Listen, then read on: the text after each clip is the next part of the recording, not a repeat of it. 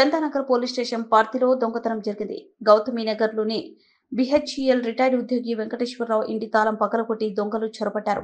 ఇంట్లో ఉన్న 10 తులాల బంగారు ఆభరణాలు, కిలో వెండి వస్తువులు, 2.25 లక్షల నగదును ఎత్తుకెళ్లారు. రాత్రి తన కూతురును ఎయిర్పోర్ట్ లో దింపేందుకు ఇంటికి తాళం వేసి వెళ్లారు. సీసీటీవీ ఫుటేజ్ సేకరించిన చందానగర్ పోలీసులు కేసు నమోదు చేసి దర్యాప్తు చేస్తున్నారు.